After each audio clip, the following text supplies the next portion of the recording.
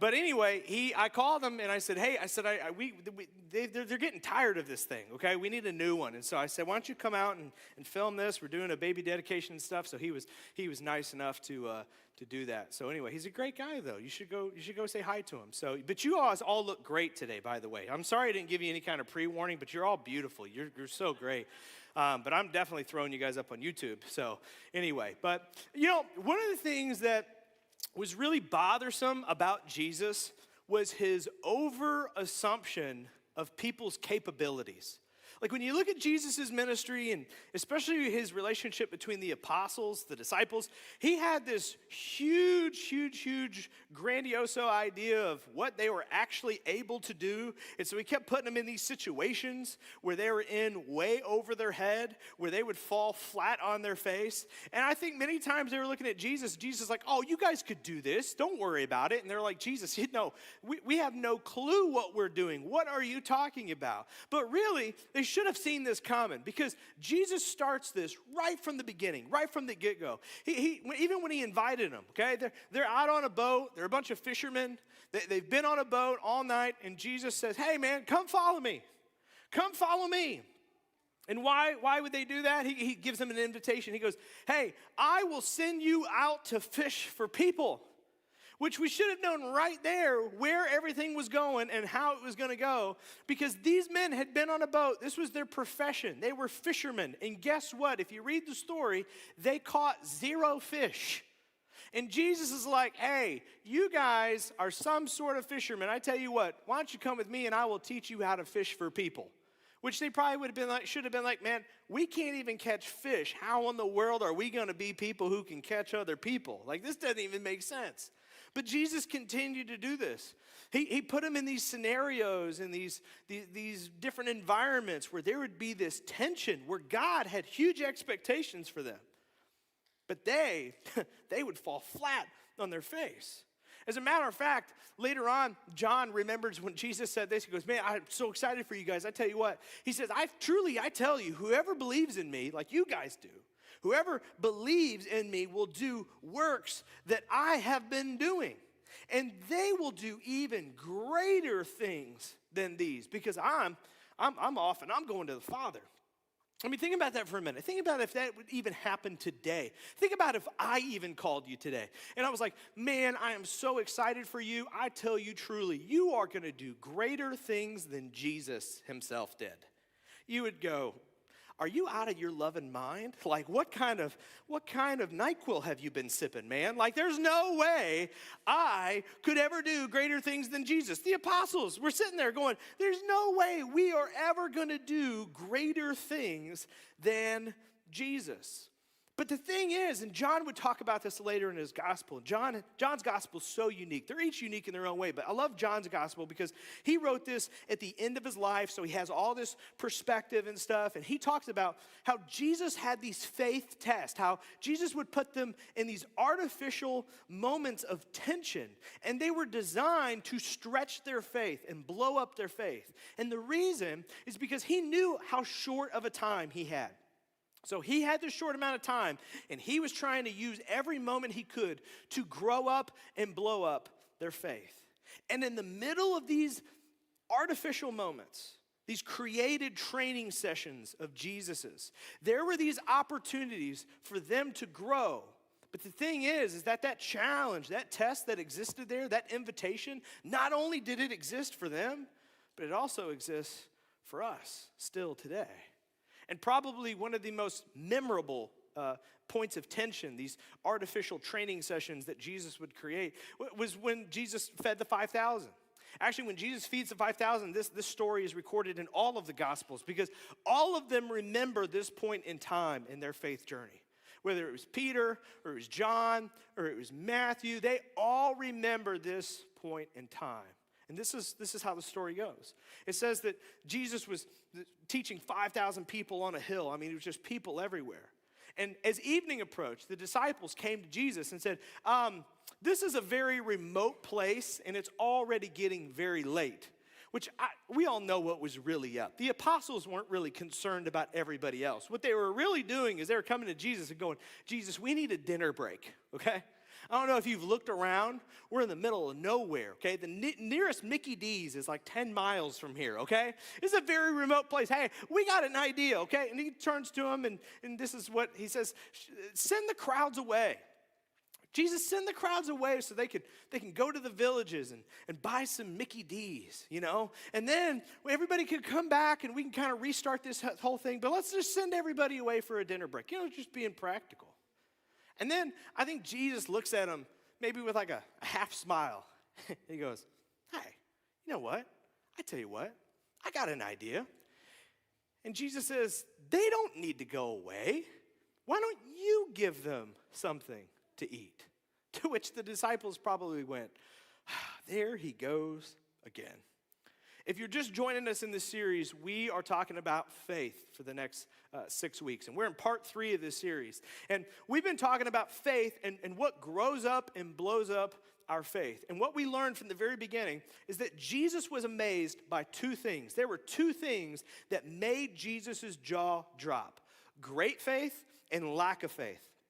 It was when he saw great faith and the opposite of that, lack of faith, that Jesus was amazed. And the thing is that Jesus is most amazed by our confidence, by our trust in him.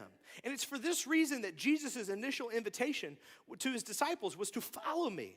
Before they believed anything, he said, I want you to follow me, because Jesus knew that it was by following that we would learn to put our trust, to put our faith in Jesus. And so Jesus came and kind of dismantled the box, because everything that had been told up until that point was just to believe. And maybe that's true of your faith story too. That when it comes to your faith journey, or how you became a Christian, or how you were introduced to Christianity, maybe you had this moment, you came down to an altar, or you prayed with somebody, and you're like, okay, so how do I start this thing? And that was what they told you. Well, you just need to believe. Just believe that Jesus died for your sins. Just invite Jesus into your heart. Just believe in the resurrection and the cross and all of this stuff. And you're like, well, that's it? All I got to do is believe? All right, well, sign me up. I believe then. Okay, so pray, head nod, and you're going to heaven all of a sudden. But the thing that every single one of us know, probably the reason you're here, is because you know that belief leaves you exactly where you are.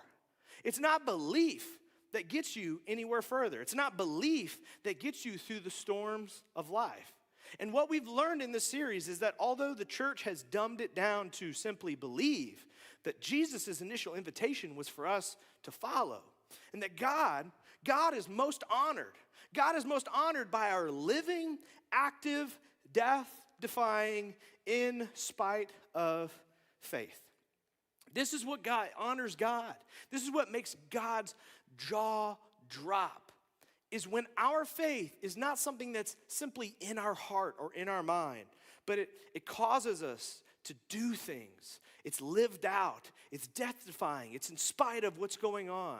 So the thing that we're trying to understand, now that we've got a little bit of a better grasp of what faith is, our confidence and our trust in God, but an active, death-defying, living trust in God, what fuels or facilitates the development of big faith, of enduring faith? Like, depending on where I am, maybe I'm brand new to this thing, okay? I'm brand new to the faith and I've just been introduced to this. How do I grow up and blow up my faith? Or for some of you who have been people of great faith, but maybe you felt like over time your faith has kind of shrunk.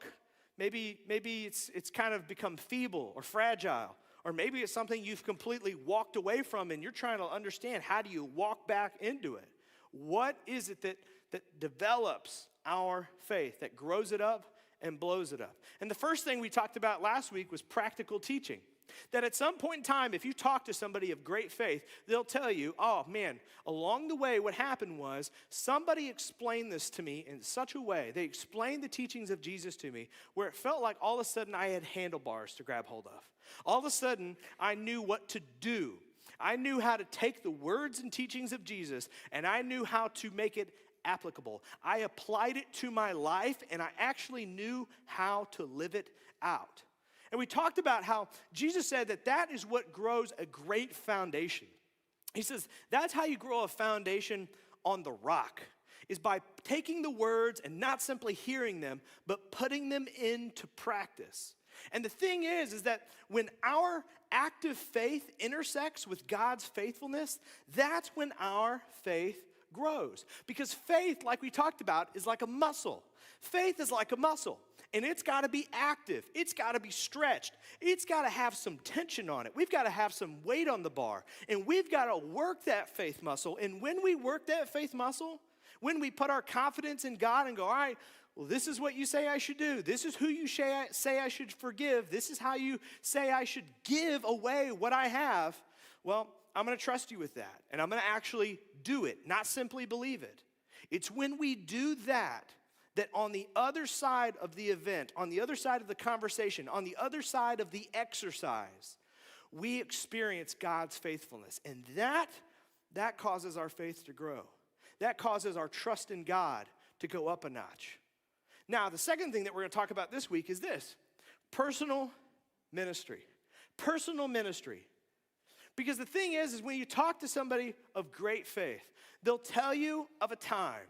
And it's a time where they tell a story of stepping into someone else's story. And a lot of times, it sounds exactly the same. They'll say, well, thing is I felt a nudge. I felt a nudge. I saw a problem. I saw somebody. I saw a group of people. I saw something, and it broke my heart. And I felt like I needed to do something. I felt like I needed to say something. I feel like I needed to get a group of people together, and we needed to go and do something about this. And all of a sudden, these people talk about how they didn't feel like they had what it took. They were nervous. They felt like they were in over their head. And then usually this is where the tears start coming, because it's always an emotional thing. Because it's always somebody who feels like they're not enough, nor do they have enough, but they answer the call. They answer the nudge. And then God shows up. And then God answers prayers. And then God provides resources. And then things start to come together. People's lives are changed. People are healed. Needs are answered. And all of a sudden, it's like, wow, for the first time in my life, that was my experience of seeing God at work. And a lot of times, you'll hear the same things. You'll hear people say, I was nervous. I was in over my head. I felt inadequate and unqualified. But I knew it was what God wanted me to do. And that's the thing. The thing is that for every single one of us, we feel that nudge. We feel that call. And a lot of times we think to ourselves, God, you must have been calling the wrong person. I think you meant to call Michael. He's a short guy. He lives in Moscow Mills, okay? I think that's who you meant to call. God, not me. I don't have the ability. I don't have what it takes. I don't have the resources. I don't have the time. I couldn't be that guy, or I couldn't be that girl. But here's the thing. Pushing through our inadequacy in order to say yes to God for the benefit of other people grows our faith. Pushing through my inadequacies. I'm too young. I'm just a teenager. I'm just a kid. What could I ever do? Who could I ever help? Pushing through my inadequacies. I'm too old. There's no way they would want me helping with those people. There's no way they would want me helping with those kids. I'm not qualified for that. I don't have the ability to speak. I don't have the financial margin. I don't have the energy. I don't have the time. Whatever it may be, pushing through your inadequacy and being obedient to the nudge, being obedient to the call and saying, well, God, if you say I should go, if you say I should do it, if you say I should start it, all right, I'll say yes. When you say yes for the benefit of other people, that's when your faith grows. It's when your faith blows up and grows up. Now, I know what somebody's thinking in this room. So whenever you are thinking in this room, did my wife email him, okay? Did my husband call him this week and say, you know, they're really struggling with this. They're feeling this nudge. They're feeling like they're supposed to do this right now, but they got a lot of hang-ups, and they're really nervous about it. They're really anxious about it. So somebody's probably thinking that in this room, because I hear those kind of conversations all the time. But here's the thing. I understand what that feels like. When you feel like, man, I feel like I should get involved. I feel like I should serve. I feel like I should help, but I don't know. Maybe I'm not the right guy. Maybe I'm not the right girl for this. Maybe I shouldn't. I understand that. But I also understand, too, that a lot of times when you lay off that nudge, when you lay off that calling, when you try to shrug it off, man, it chases you down. It will haunt you. I'm telling you that right now. I mean, I'm telling you, whenever I started this thing, I did not want to do it, okay? I've told this story so many times, but this week I had Gateway Fiber out at my house installing the internet, and the guy saw my Anchored Hope hat, and he was like, oh, what do you do for a living? And I was like, this conversation is always just fascinating to people. So he's like, what do you do for a living? I'm like, I'm a pastor. He's like, oh, I got so many questions for you, So he's like, so was that like a thing like you always wanted to do or something? And I was like, absolutely not. No. When I was a kid, I wanted to be a physical therapist. I wanted to be a chiropractor. I was going to go to SEMO, and I was going to do this, and I was going to do that. And then one day, when I was a junior in high school, I went to youth camp. And while the guy was preaching, I felt this nudge. I felt like God was just being like, that's what I want you to do. And, I'm a pastor's kid, so I grew up around this stuff. I know how the food is made in the kitchen, guys. And I was like, no, Jesus, please, no. Spare my life. Let me do something. Let me do something else, please. And so I even went home. I even told my dad, which, again, many of you are probably thinking, like, I bet your dad was so proud of you. He just embraced you and was like, oh, my gosh, son, you want to be a pastor too. Thank you. Welcome to the family business. I told my dad, I said, Dad, I think God's calling me to be a pastor. He goes, oh, please don't.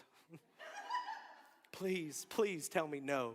And I was like, Dad, I don't know. Maybe I'm wrong, but I feel like a nudge. I feel like a call. I can't get away from it. I can't shake it off. We were literally in front of, there used to be a store on 94 called Drum Headquarters. It's where I did drum lessons. And I told my dad, and I'll never forget, my dad looked at me and he goes, get out of the car and go to your drum lesson. So I did. I went to my drum lesson, and we didn't talk about it for a long time, but the nudge didn't go away. The call didn't go away. And my dad would check on me every once in a while. You still feeling it? Yeah, I'm still feeling it. It's like an itch that I can't get rid of, like a rash I can't get rid of is what I should call it. And he's like, oh. And so anyway, I ended up going to college for ministry. And I'll never forget, first day of class, I go into Mark Hayes' Introduction to Ministry class, and I'm sitting there with like 30 some odd other guys and girls who are called to ministry. And day one, Mark's like, why don't we go around the room and everybody tell why you want to be a pastor? And everybody's telling these beautiful, hallmark stories of why they want to be a pastor. Why I was a bad kid and Jesus saved my life and I want to help save other people's lives. And, God got a hold of me and God did this. God spoke to me in a dream and there was a dove and all this stuff. And it gets to me and they're like, Michael, tell us why you want to be a pastor. And I was like, because I have to. Stupid. I don't even want to do it, but I have to be. Which, by the way, you might think a little differently because of that. Let me tell you something. Out of 35 people I graduated with, 2 of us are the only ones that are still pastors, and I'm one of them. So I think I did it the right way. But anyway, but I get that. I know what it's like to struggle with that, to fight with that. This feeling, this nudge, like you're supposed to do something, but you don't feel like it should be you. You don't feel like you have what it takes. You think maybe later, maybe when I have more money, maybe when I have more time, maybe when I have a different ability or something like that. But here's what my dad taught me, and this was very, very important. He said, son, a call is something you don't think you could ever do, but it feels like you just have to. A call is something you don't feel like you can do, but man, you can't get away from it. You can't escape it. You just feel like you have to. And the thing is that for every single one of us, our response to that nudge, to that call, the hope that God has for every single one of us is that what we would say back is say, all right, God, I'm going to do what I can do and trust that you can do what you do. And the thing is, and this is very important to me. I've said this before, but I need you to pay close attention to this, okay? You have no idea. You have no idea what hangs in the balance of your decision to say yes to that nudge. You don't know what, but a better way of saying it is you don't know who hangs in the balance of your decision to say yes to that nudge. So, back to our story. Let's recap a little bit in case you forgot. As evening approached, the disciples came to Jesus and said, hey, this is a remote place and it's already getting late. Why don't we send everybody home? That way they can go to the villages and buy themselves some food. And Jesus, with a big old grin on his face, he turns around and he goes, all right, nah, they don't need to go away. You give them something to eat. Now, think about if you were the apostles for just a second. Jesus looks at you. You've just made it very, very aware to everybody that there's a huge problem, okay? Everybody's hungry. We need to feed these people. There's 5,000 people, okay? We need to feed these people, Jesus. What are we going to do? And Jesus goes, I don't know. You come up with a solution. Why does Jesus do that? I mean, Jesus knew how this was going to end. Jesus knew where this was going to go. John actually, when he tells this story, again, he has all this perspective. So when he tells this story, he knows later on what was really going on. And he goes, this was a test of our faith. The reason Jesus was doing this was to put us in a position. He was basically taking us into the weight room and was like, hey, this is a good opportunity for a workout. So let's work out your faith in the middle of this. Let's put you in a situation that seems impossible, and let's see what you do. Let's see how in the world you respond to it. And here's the thing, is that Jesus puts them in this situation where they have to participate. And I think Jesus, that's the way he works so many times, is that Jesus puts us in a scenario. Jesus puts us in a position where he goes, hey, you want me to do something? Okay. Well, I want you to participate in it. I want you to be a part of the solution. I want you to have some skin in the game. I'm going to put my hands on this, but I want you to put your hands on this too, because this just isn't about me doing something. This is about you too. And here's a great opportunity to grow up and blow up your faith. So what do you want me to do? Who do you want me to do it for? How do you want me to be active in the world? Well, I tell you what, I'm going to get you involved in it. And so that's exactly what he tells the disciples. Well, why don't you guys think about it for a minute? Why don't you guys think about what you could possibly do? And so I just imagine for a minute the apostles got together and kind of huddled up, and they're like, all right, there's 5,000 people here, boys. I don't know what in the world he thinks we're going to do, but we got to come up with something quick. All right, let's go into the crowd. Let's try to shake down every single person we can find with food. Maybe something will come up, all right? Ready? Break. And so they all break, and they go running out in the crowd, and they go, hey, anybody got any food? Anybody got any food? Anybody? No? Nothing? Yeah? Okay, all right. Woo, all right. So then they all come back together, and they're like, did you find anything, Peter? No, I didn't find anything. John, did you find anything? Not a thing. Okay, and then here comes Andrew, okay? Andrew's running, and he goes, I got it. And they're like, oh, sweet. So here comes Andrew, and he goes, hey, guys, I found some food. We're all good. I stole this kid's lunchbox. Here we go. I got us something. Got here, right here, okay? And they're looking at Andrew going, Andrew, that's a Minecraft lunchbox, okay? What in the world could be in there, Andrew? There's 5,000 people. And he probably opens it up, and he goes, looks like there's a couple loaves of bread, 2 fish. Okay, what do you think? And they're like, man, all right, well, all right, tell you what, let's go see what Jesus thinks, all right? So they go to Jesus, and they go, hey, Jesus, this is what we got. This is what we found. This is what we could come up with. Yeah, I know. We're just going to have to send everybody home, you know? And they come to Jesus and they say, hey, Jesus, they say, we have here 5 loaves of bread and 2 fish. This is what we got, 5 loaves of bread and 2 fish. And I'm sure there's disappointment. Like, this is all we have. And they know this is not enough. This is not enough. This is all we have, Jesus. We're so sorry. Clearly, this is not going to happen today. We failed. This need is not going to be taken care of. But you told us to go, and we went. We tried our best. We did all we could do. And you know what Jesus says? Jesus turns to them, and I think, again, he had a little bit of a smile on his face. Jesus goes, bring them here to me. Just bring them here to me. And here's the thing, and this is really important. So if you've tuned out, I want you to tune back in for just a second. every single one of us have something. Every single one of us have our own little personal Minecraft lunchbox. And you might think to yourself, this is all I got. I've got a little bit of time. I got a little bit of financial margin. I got a little bit of energy left. I got one night of the week. I've got an hour here and I got an hour there. I've got like a small thimble's worth of ability to talk. Like, my ability to speak is that of a toddler who's watched a little bit of YouTube, Lord. Like, this is what I have. I have a little bit of personality. I have a house. I have a job. I have a couple resources. I'm a little networked. I know a guy. I know one guy. God, that's all I have. I have one guy. And this is what I got. And here's the thing, every single one of us, when we think of that, when we think like, this is all I've got, you know what God says? God goes, bring me what you got. I'll take that. Go ahead and bring me what you've got. Because boy, oh boy, you have no idea what I can do with the little that you have. See, we ask this question a lot around here. This is an important question. I think everybody needs to ask this question. What breaks your heart? What breaks your heart? Seriously.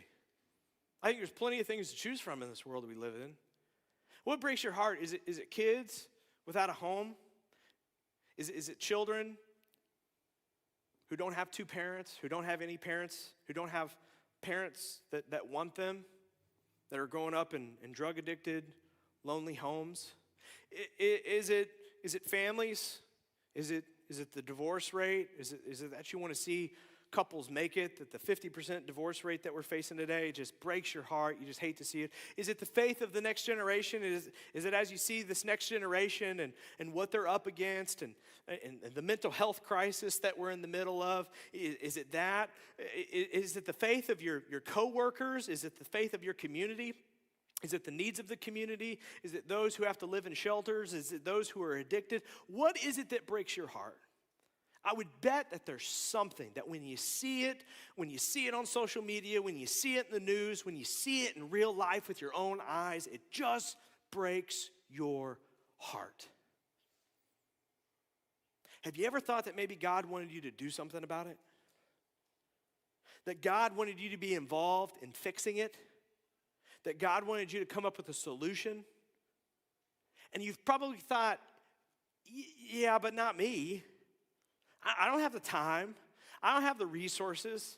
I don't have the ability. I could never do that. And you know what Jesus wants to tell you? Jesus goes, bring me what you got.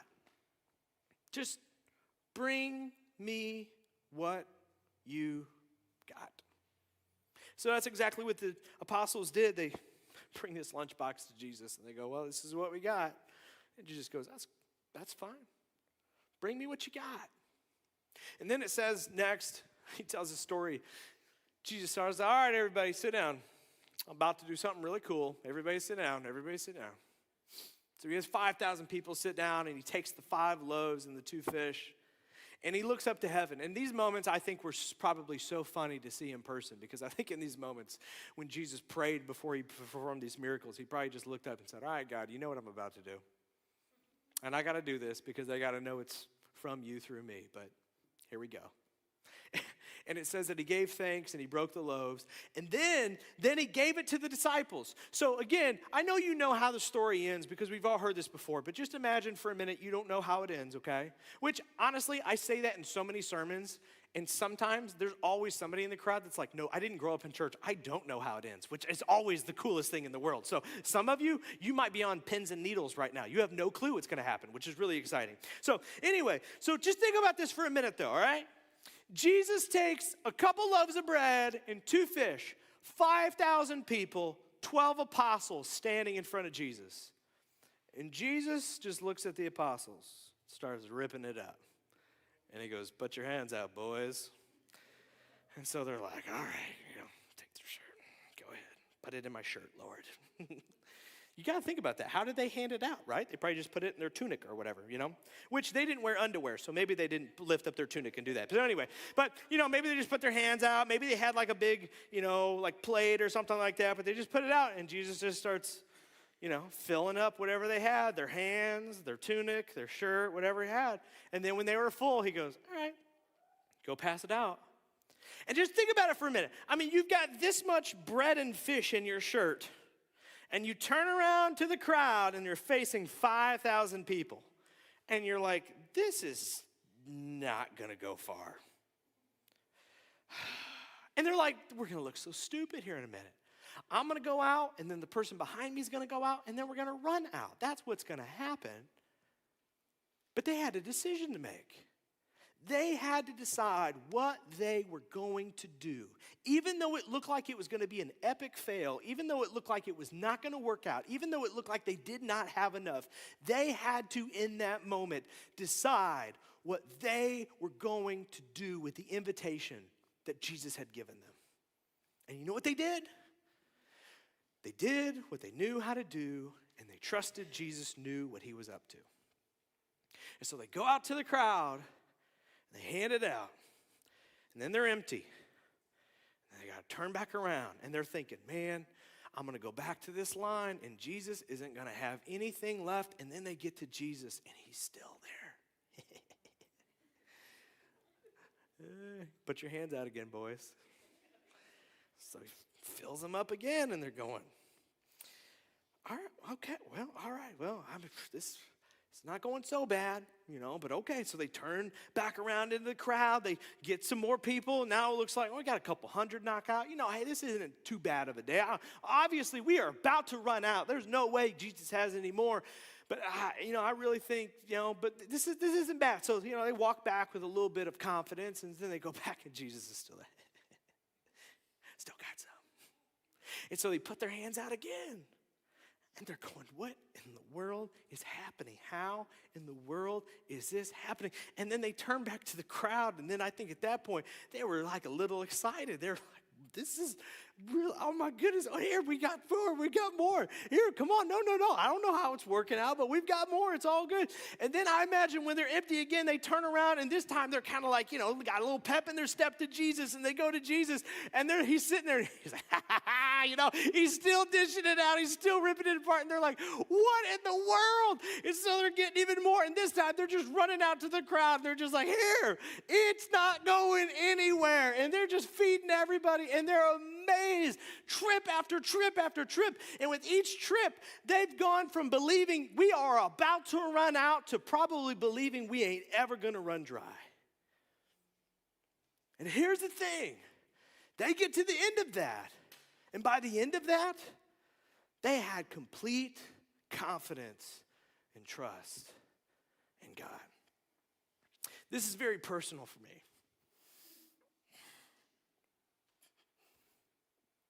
Very personal for me.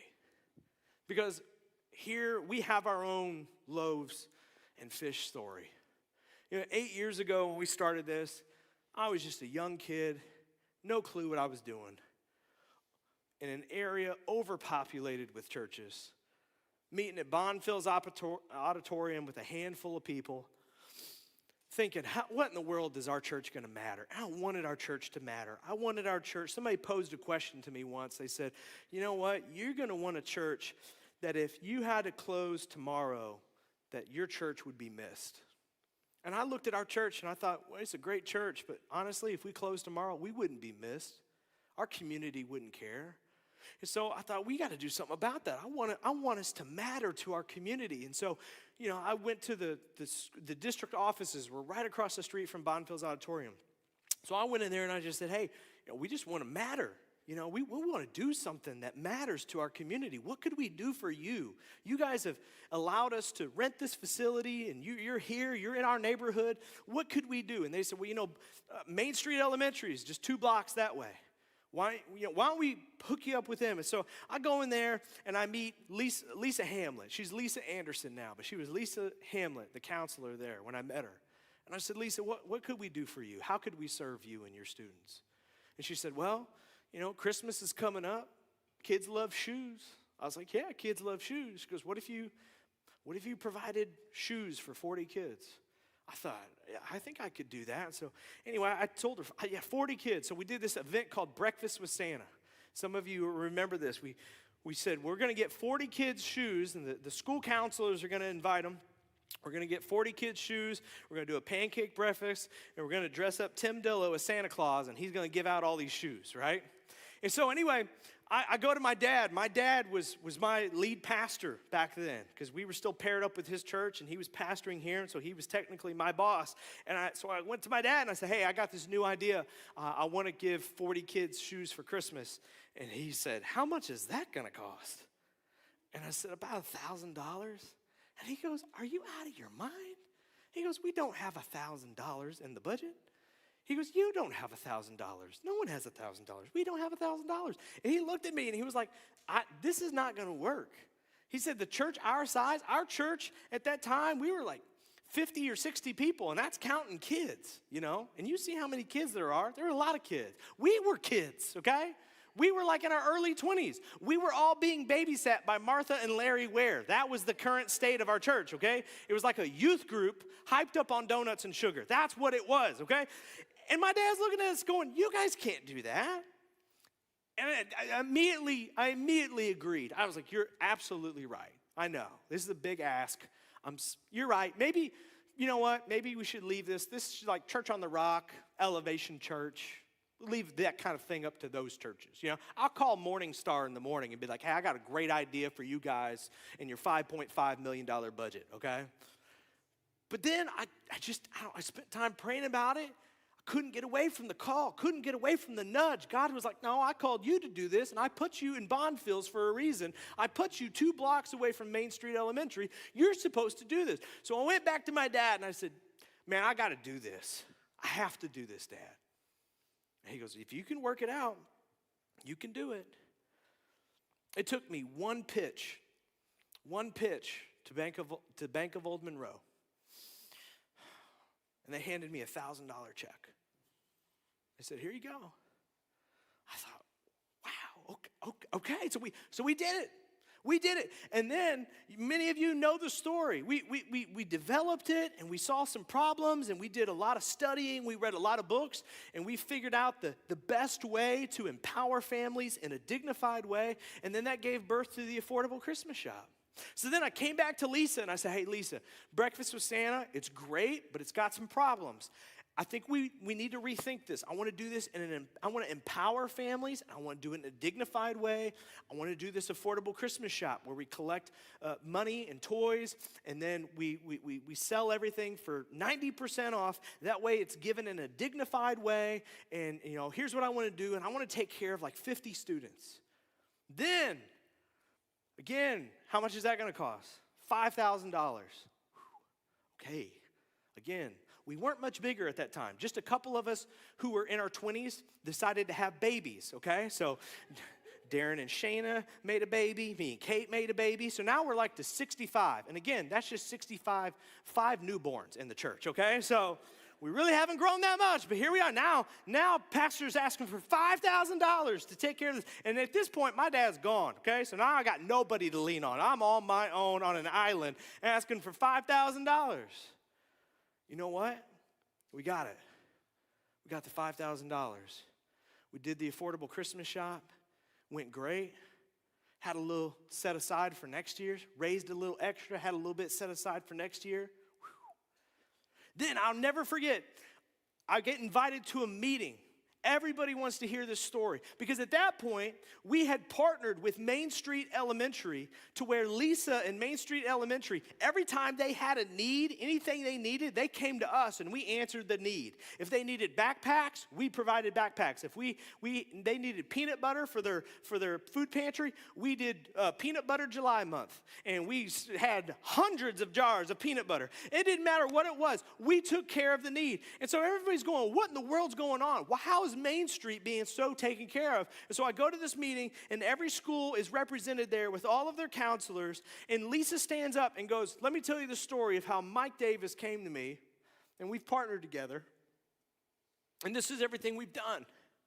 And I'll never forget, we got done with that meeting, and it was kind of quiet. Everybody kind of applauded a little bit, and everybody thought it was cool. And then somebody goes, well, we want an Anchored Hope. Why can't our school have an Anchored Hope? And at first, I was like, I'll be everybody's Anchored Hope, you know? But I knew I couldn't do it by myself. So you know what we did? We led an initiative where we took every school in the R3 Lincoln County School District, and we found them a church to partner with. And now, every single school in this school district, the high school is partnered with North Road. The ninth grade center is partnered with Journey Church. We led that initiative to where we live in a community where every single one of our public schools has a church taking care of their needs. And then everybody said, well, we all want to do the affordable Christmas shop. Not just Main Street Elementary, we all want to do the affordable Christmas shop. And then I go back to the church board, and I'm like, hey, this is what they asked. And I told them yes before I ever talked to you. And then it's $20,000. Now we got to raise $20,000. And again, there have been years where we've walked into Target. We partner with Target. They open up their store for us. We walk in with $13,000. We'll walk in with $13,000 and we need $20,000 with toys. And I've literally, like loaves and fishes at a Target scanner, I've seen how things are scanned and things are going, well, that third one's free. Well, that one's 50% off. Well, that one's free. Well, that one's free. And somehow with $13,000, we've walked out of Target with $25,000 in toys. And so for the last few years, we've taken care of every single school in the school district. And so this year, I walk into my meeting with Lisa. Every August, I text Lisa and I go, hey girl, it's time for us to be friends again. And I say, I need to come to your office. And I go over, she's over at Lincoln now. I go over to Lincoln and I took Pastor Ashley with me this year. And I said, all right, so here's the deal. And she goes, all right, well, this is how many families you guys did last year. How many do you want to do this year? And I sat there this year and I said, why don't you just raise it by 25%? Just do 25% more families. How many more families is that? And she's like, that's 50 more families. That's fine. Invite 50 more families. Mind you, at the same time, days before, I'm in Wright City, talking to Wright City because I want to do an affordable Christmas shop in Wright City as well. So this year, I will do a affordable Christmas shop in Troy. I say we. We will do an affordable Christmas shop in Troy on December 9th. And then on December 16th, we will do, for the first time ever, a second affordable Christmas shop in Wright City. And I'm over here telling Troy, go ahead and up the numbers by 25%. And so we get in the car, and Pastor Ashley's with me, and Pastor Ashley's like, do you know something that I don't know? Why? You just looked at her, you have no math to go off of, and you're like, raise it by 25%, let the people come, you know? And Lisa's like, okay, I'll do more, you know what I mean? Like, what made you do that? Now, here's the thing I want you to understand about me, okay? I am the most pessimistic person you will ever meet, okay? I'm the most pessimistic person, most easily angered, the person who can think of 10 ways everything can go wrong. That's what I do, okay? I'm not an optimistic person. I'm not a person that goes, everything that will just work out. But let me tell you something. It's the same thing I've told Ashley. It's the same thing I've told so many people. When it comes to the affordable Christmas shop, I always know that God will show up. I always know that no matter what the need is, that God will show up and He will give us what we need, and He will probably give us even more than we need. That's not because I'm an optimistic person. That's because years ago, I said yes to the nudge. I saw a problem, and I thought, we are not the church for this. We are too small. We are inadequate. There's no way we can answer this need. But I said yes to the call, and then I put my confidence in God to show up and do what He does. And God has shown up for us so many times that at this point, I'll take care of every single school that I could possibly find that will let me come in and do an affordable Christmas shop. I will take care of every single kid who needs it. Because I know God will use us to empower families in a dignified way. Because I've just seen him show up so many times. Every time where I thought he'll come up dry, there's nothing left. God answers the need. So the disciples, in that moment, the disciples gave the people what they had. And then what happened? Well, it says this. It says they all ate and everyone was satisfied. And the disciples picked up 12 baskets of broken pieces that were left over. Now here's the thing. In that moment, what those apostles decided, what you and I have to choose to decide, is to say this: you know what? I'll bring what I got, and I'll do what I can do. And I'll trust God to do what only He can do. Now, here's the interesting part of this story that sometimes pastors don't cover and we don't get into. You know what happens next? Now they're high-fiving each other. They're like, yeah, that was great. That was awesome. Did you see that with the 5,000 people? This is so cool. They got leftover bread. They're like tossing it in each other's mouths. They're like, Peter, open your mouth. There's more bread. There's more bread. This is the greatest day ever. And then you know what Jesus does next? Jesus goes, all right, everybody in the boat. They're going, what? Yep, get in the boat. Yeah, but we're having a party over here, Jesus. This is so much fun. He goes, into the boat.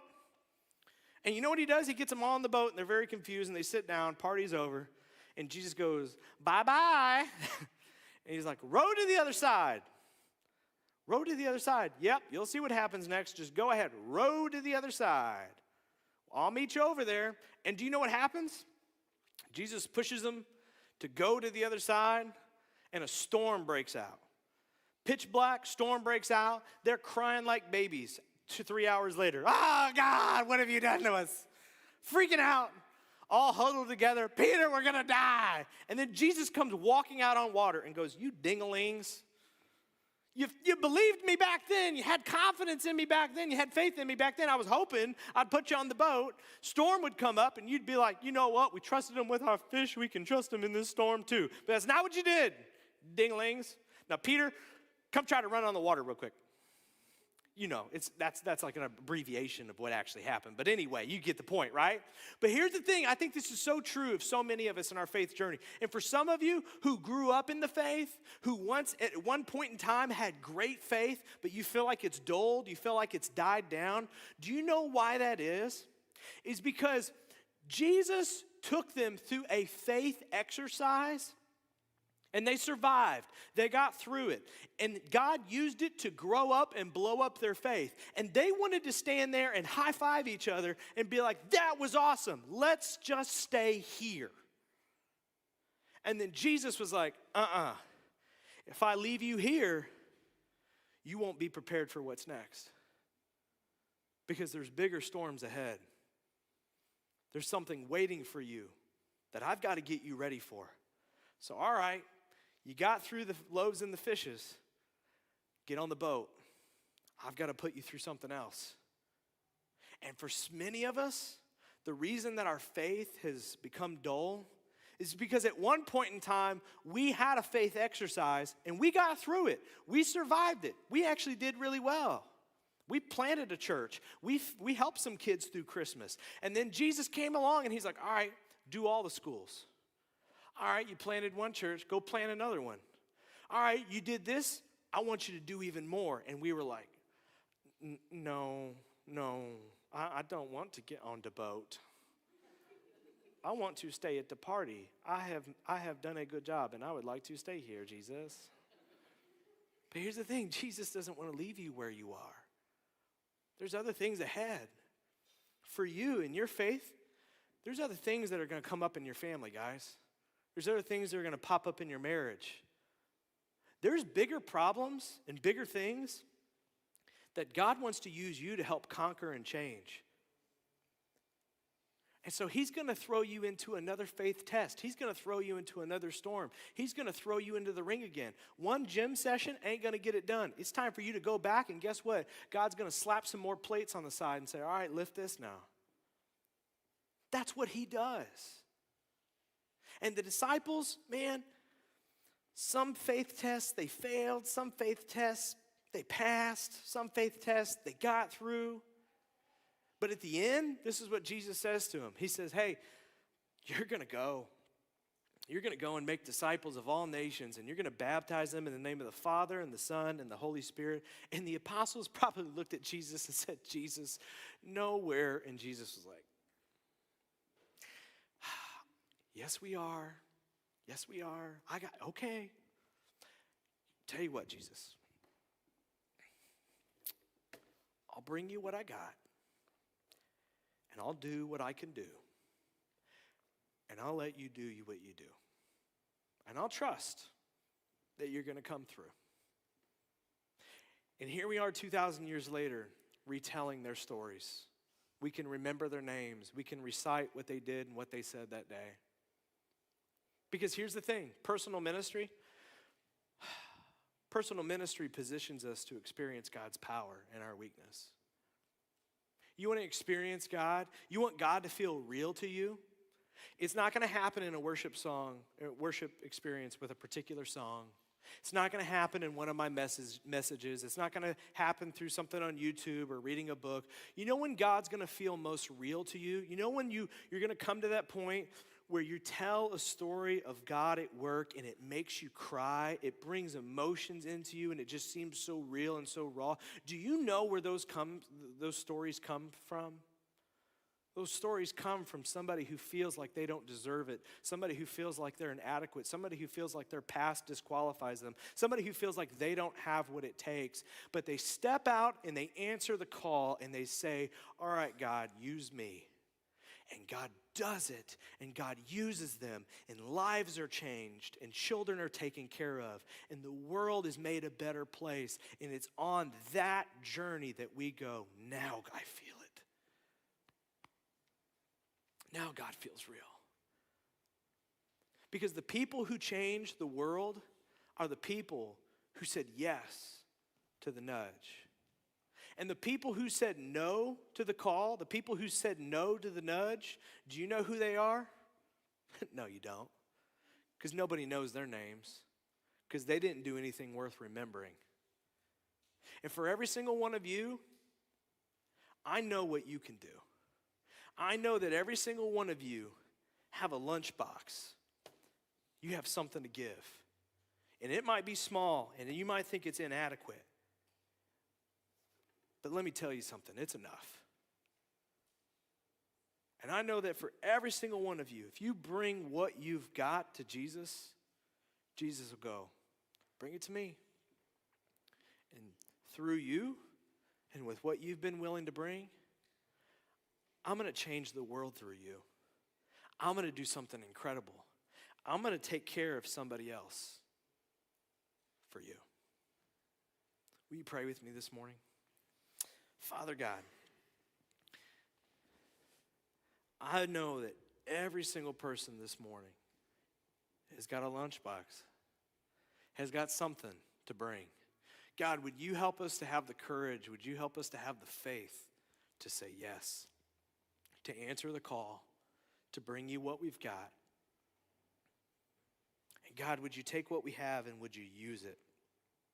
Would you use it for the benefit of others? Would you use us to change the world? You changed the world through a handful of men and women 2,000 years ago, and God, I believe you can do it again. You can change our country, you can change our community, you can change our families, you can change our work, you can change our kids' generation. You can do so much, but you've asked us to participate. I can't simply sit at home and pray, God, do something about this.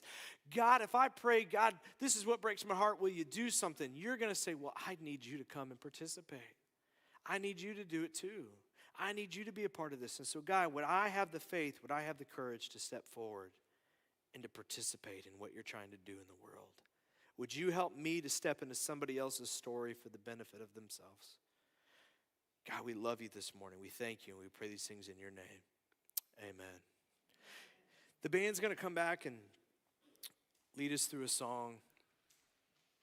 And as we sing this song, as you read these lyrics, this is a new song we've never done here before, but it talks about being more like Jesus. And my hope and my prayer for every single one of us is that we would all be more like Jesus. And then we're going to sing a hymn, which I know you're probably thinking like, Anchored Hope's allowed to do hymns? I didn't even know that. No, I know. No, you know what? I asked the band to do this song, and we did it in Wright City a couple weeks ago at our other campus. And it's because it's a hymn. It's near and dear to my heart. My oldest memory of worship is singing this hymn, because it just talks about how great God is, how much He's worthy of our faith and our trust and our confidence. And I don't know, it might mean something to you too, it might not. I had somebody at the door after first service say, you know, it was that song that they sang when I got saved, when I was young. So this morning, as we worship, this is a time to just put our lives in the hands of God, to make a commitment that when we leave here, we're going to actually put this into practice. We're going to actually do what we've heard. And we're going to answer the call. We're going to answer the nudge. And we're going to get involved. And we're going to be a part of the change of the world. But that decision, I can't make it for you. You have to choose it. So these next few moments, I want you to use this time to lean on Him, to depend on Him, to put your trust in Him. Will you stand with us as we sing this morning?